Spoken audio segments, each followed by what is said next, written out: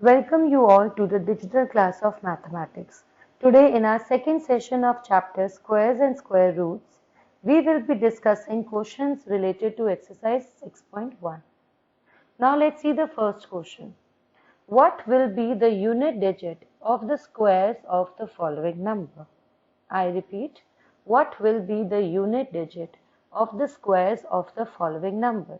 That means if you are finding the square of 81, so what will be the unit digit of 81? Square. So that means for this you only need to compare and to see what is the unit digit of 81. So 81 unit digit is 1, and if I find it out 1 square, it will be 1 only. That means unit digit of square of 81 is equals to 1. Similarly, unit digit of square of 272 is equals to, so if I will find out the square of 272, so I only need to see the unit digit. The unit digit is 2 and 2 square is 4. That means the unit digit of square of 272 is 4. Now let's see the third part. Unit digit of square of 799. That means if you will do the square of 799, the unit digit will be the square of 9. That means 81, but we will only consider the unit digit. That means 1. So here we will write down 1. Now let's see the fourth part. Unit digit of square of 3853. The unit digit is 3 and we know that 3 square is 9. Okay. Now let's see question number 2. The following numbers are obviously not perfect squares. Give reason. If you see the last digit of each and every number, that is 7, 3, 8 and 2.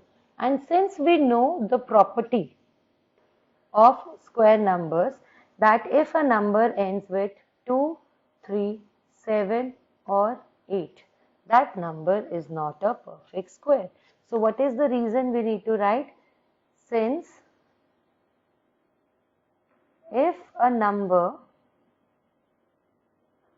ends with 2, 3, 7 or 8, then that number is not a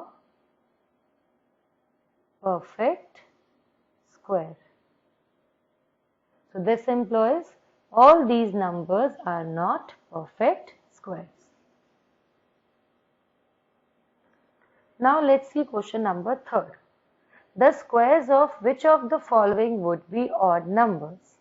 I repeat, the square of which of the following would be odd number? That means if you will do the square of 431, so you need to tell whether it will be odd or not. So since we know the property of a square number, that the square of odd numbers are odd only. So 431 is an odd number, that means its square will be also an odd number. 2826 is not an odd number, it is an even number, so its square will not be a odd number. Now let's see the third part. 7779, again it is an odd number, so its square will also be an odd number. The last digit is the last number is 82004.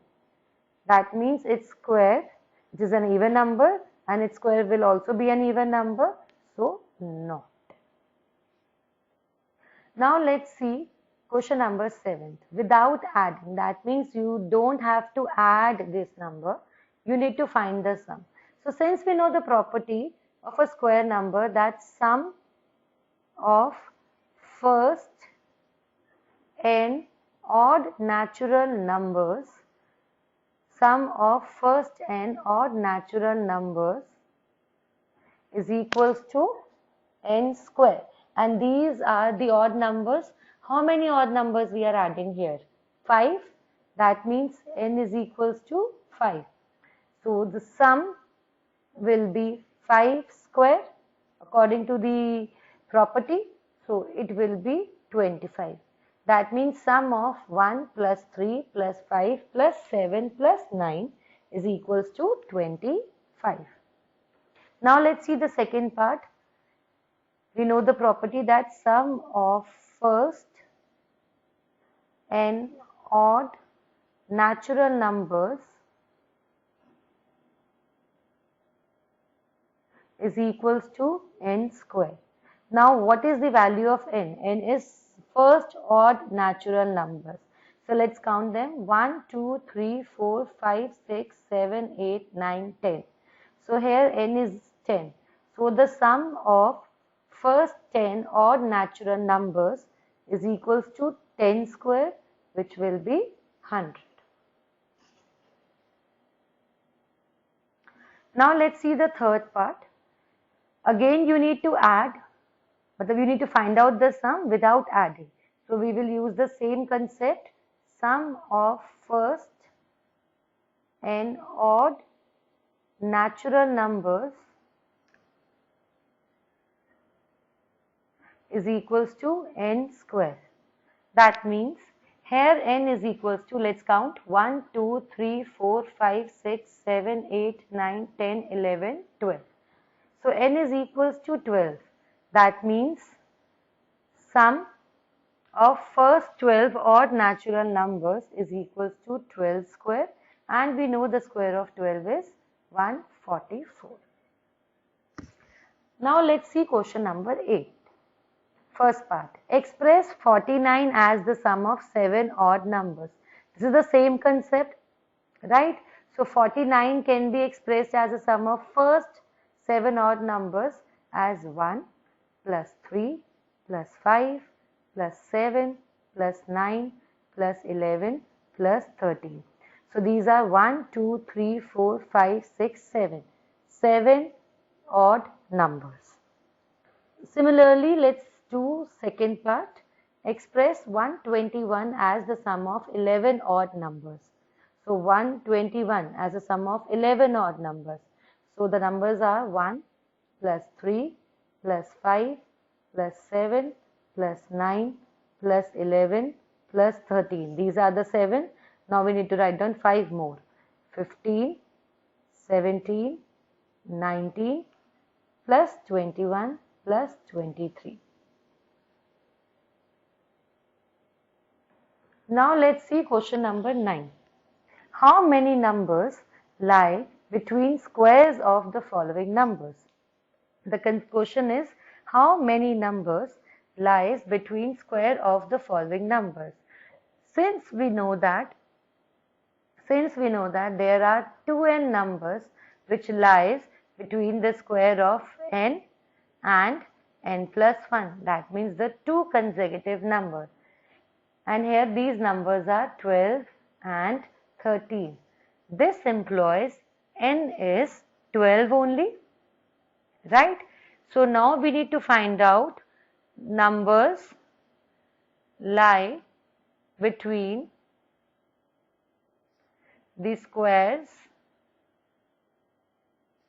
of 12 and 13 is equals to 2 into 12, because n is here 12. So 2 into 12 is 24. So hence there are 24 numbers lies between the squares of 12 and 13.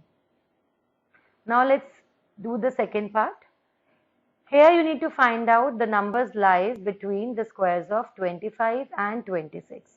So we know that since there are 2n numbers which lies between the squares of n and n plus 1, or you can say the squares of two consecutive numbers. So the two consecutive numbers here are 25 and 26.